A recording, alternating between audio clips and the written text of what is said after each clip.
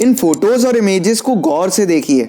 ये कोई foreign city नहीं बल्कि अपना गुरुग्राम है। इनफैक्ट इस शहर में फॉर्च्यून 500 कंपनीज में से करीब 250 कंपनीज के लोकल हेडक्वार्टर्स हैं। यहाँ तक कि गुड़गांव को एक वक्त पर सिंगापुर ऑफ इंडिया भी कहा जाता था, लेकिन आज उसी शहर के लोग कोस रहे हैं और आज इस शहर को एक फेल्ड सिटी का दर्जा मिल चुका है। गुरुग्राम सक्सेसफुल होने के साथ साथ देश की सबसे बड़ी फेल्ड सिटी है, एक ऐसी जगह जो हमारे देश के उभरते हुए शहरों के लिए एक मिसाल बन चुका है। आखिर वो सिटी फेल कैसे हुई और क्यों, इन सब को जानने से पहले हम लोगों को वक्त में पीछे जाना पड़ेगा। लेकिन उससे पहले एक चीज और जरूरी है, वीडियो को लाइक और चैनल को सब्सक्राइब करना। आज 2014 में इस बात को इमेजिन कर पाना थोड़ा मुश्किल है आपके लिए, मगर आज से 40 साल पहले गुड़गांव एक कॉर्पोरेट हेडक्वार्टर्स का हब नहीं बल्कि सिर्फ एक बंजर जमीन हुआ करता था। ये जमीन या तो बड़े बड़े किसानों की हुआ करती थी या फिर स्टेट गवर्नमेंट के झंडे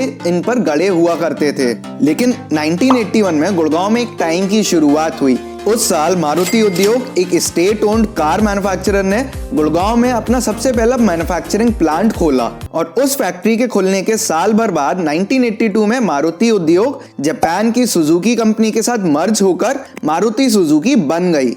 आप ये मान लो इस मर्जर के चलते गुड़गांव ने पहली बार इंटरनेशनल बिजनेस की सक्सेस को चखा था। लेकिन इस इन्वेस्टमेंट के बाद भी आज हम जिस गुड़गांव को जानते हैं उसकी झलक हमें नेक्स्ट डिकेड तक ही दिखने वाली थी। बात ऐसी है कि 1991 में हमारी सरकार ने लिबरलाइजेशन पॉलिसी को ओपन कर दिया। इस पॉलिसी के चलते हमारे देश में बिजनेस को लेकर नियम और कानून काफी इजी और ओपन हो गए, जिसकी वजह से हमारी थमी हुई इकोनॉमी अब आसमान की ऊंचाइयों को छूने लगी थी। और इस लिबरलाइजेशन के दौर में गुड़गांव का पासा पलटने वाला था। ये इसलिए क्योंकि 1995 में इंडिया के सबसे बड़े डेवलपर में से एक डीएलएफ ने जनरल इलेक्ट्रॉनिक्स कंपनी के लिए यहाँ पे बहुत बड़ा ऑफिस स्पेस डिजाइन किया था और दिल्ली के बगल में दूसरे शहरों में प्राइवेट डेवलपर्स को जमीन ओन करने वालों की उतनी छूट नहीं थी। गुड़गांव हर प्राइवेट डेवलपर के लिए एक आइडियल लोकेशन बन चुका था। इस शहर का पोटेंशियल देखने के बाद सारे बड़े बड़े डेवलपर्स और बिल्डर्स में रेस छिड़ चुकी थी। अब हमारे प्राइवेट डेवलपर्स अपने हिसाब से इस शहर को डेवलप करने में लग गए।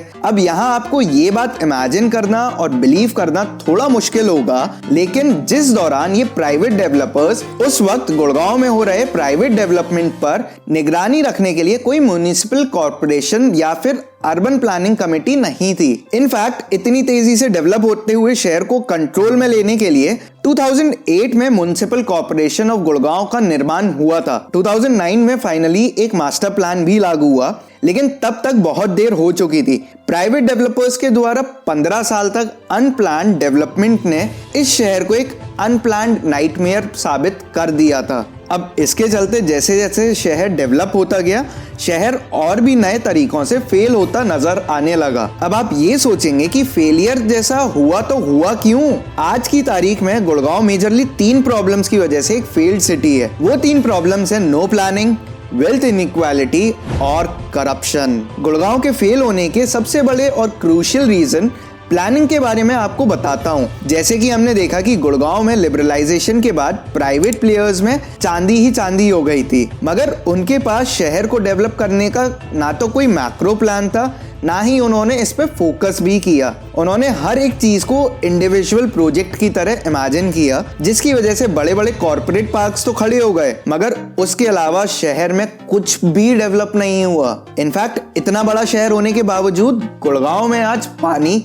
बिजली, सीवेज जैसी चीजों का इशू आज भी बना हुआ है। और इनमें से सबसे बड़ी प्रॉब्लम है गुड़गांव का लैक ऑफ पब्लिक ट्रांसपोर्ट और वहां का कार बेस्ड इंफ्रास्ट्रक्चर। अब अगर बिना प्लानिंग के किसी भी शहर को डेवलप किया जाएगा तो उस वजह से एक और बड़ी प्रॉब्लम क्रिएट होगी, जो कि वेल्थ इनइक्वालिटी है। ये शहर प्राइवेट कंपनी के बड़े बड़े ऑफिसेस, पार्क और ऑफिसेस में काम करने वाले लोगों को जहन में रखते हुए डेवलप किया गया था। जिस वजह से माइग्रेंट वर्कर्स के लिए यहाँ पे किसी भी तरीके का कोई ना तो हाउसिंग पॉलिसी थी, ना इस चीज को कंसिडर किया गया। ये इसलिए क्योंकि गुड़गांव में कुछ एरिया में करीब 60 से 90% आबादी इंटरनल माइग्रेंट्स की है। ये माइग्रेंट्स जनरली लेबर, मजदूरी का काम करते हैं। इन वर्कर्स के बिना गुड़गांव का चलना बहुत ही मुश्किल हो जाएगा। मगर इतनी मेहनत के बाद भी आज इन्हें सिर्फ स्लम्स ही नसीब हो पाते हैं। और फाइनली ये दोनों प्रॉब्लम्स अपने आप क्रिएट नहीं होती अगर इन्हें बढ़ावा नहीं दिया जाता तो, जो कि हमारी तीसरी प्रॉब्लम है। करप्शन वैसे तो हमारे देश के हर शहर में मौजूद है,